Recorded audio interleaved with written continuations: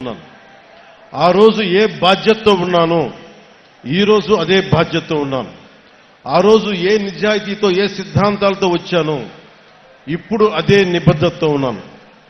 దెబ్బలు తగిలిన ప్రతి దెబ్బకి రాటు తేలేను తప్ప నా విశ్వాసం ఎప్పుడు సన్నగిల్లలేదు. నా నడక తడబడలేదు. దెబ్బ కొట్టాలని చేసిన ప్రతి కుట్ర, ప్రతి అడుగు నన్ను మరింత బలపరిచింది కానీ బలహీనపరచలేదు. ఈ ప్రయాణంలో నాతో పాటు ఆ రోజు నుండి నేటి వరకు ఏ పదవి కోరుకోకుండా, గుర్తింపు కోరుకోకుండా అవిశ్రాంతంగా పనిచేసిన అన్సంగ్ హీరోస్, ఇందాక నేను చెప్పినట్టుగా you are the real heroes. మీరు నిజమైన హీరోలు. అంటే వివిధ హోదాల్లో భాగస్వాములైన వాళ్ళు చాలా మంది ఉన్నారు. నిజాయితీతో మనమందరం కలిసి భవిష్యత్తు గమనాన్ని ఎలా మార్చచ్చు అని ఈ సుదీర్ఘమైన ప్రయాణంలో నిరూపించారు. లియో టాల్స్టాయ్ చెప్పినట్టుగా the strongest of all warriors are those two, time and patience. అంటే నిజంగా ఒక యుద్ధ రంగంలో తట్టుకొని నిలబడే బలమైన యోధులు ఎవరంటే కాలం, సహనం. అలాంటి కాలం, సహనం గుండెల్లో పెట్టుకున్న జన సైనికులు, వీర మహిళలు మీరు నిరూపించారు. You are the true heroes. I salute you. అలాగే నేను పార్టీ ప్రారంభించినప్పుడు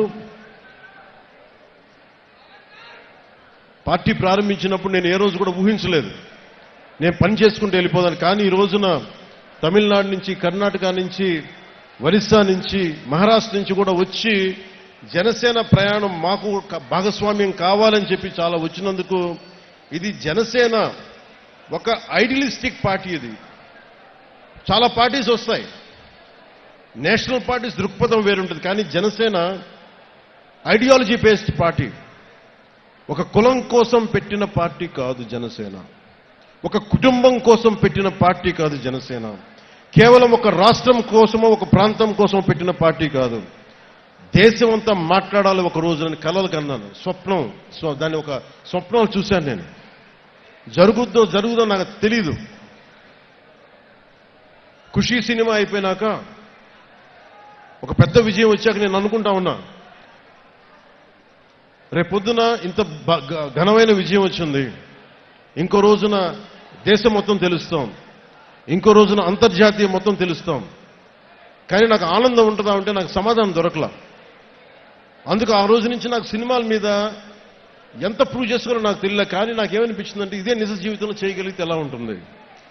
దానికి ఆ రోజు నేను నిర్ణయం తీసుకొని ఎంత నలిగిపోయానంటే ఒకసారి నాకే అనిపిస్తుంది ఎందుకు ఇలా చేసుకున్నాను నా జీవితాన్ని అనిపిస్తుంది. కానీ ఒక ఉద్దానంలో ఎవరు మమ్మల్ని పట్టించుకోరు అని చెప్పి ఏడుస్తున్న ఉద్దానం కిడ్నీ బాధితులను చూస్తే నేను తీసుకున్న నిర్ణయం చాలా సరైంది అనిపిస్తుంది. ఈ రోజున కూర్చోబెట్టి ప్రతి సమస్యల్ని ఎప్పుడు రోడ్లంటే మాకు తెలియదు, డోలీ మోతలు తప్ప అన్న గిరిజన గ్రామాల్లో రోడ్లు వేయిస్తుంటే నేను ఆ రోజు తీసుకున్న నిర్ణయం సరైంది అనిపిస్తుంది. ఈ రోజున మారుమూల ఎక్కడికి వెళ్ళినా, మహారాష్ట్రకి వెళ్ళినా, లేదంటే తమిళనాడు వెళ్ళినా ఇంతమంది జనం వచ్చి ప్రేమగా పలకరిస్తుంటే నేను తీసుకున్న నిర్ణయం సరైంది అనిపించింది. ఈ రోజున నేను కష్టాలు కొలిమిలో నుంచి నలిగి వచ్చా మనందరిలాగే. సో అందుకని ఇక నుంచి ఇన్ని సంవత్సరాలు నేను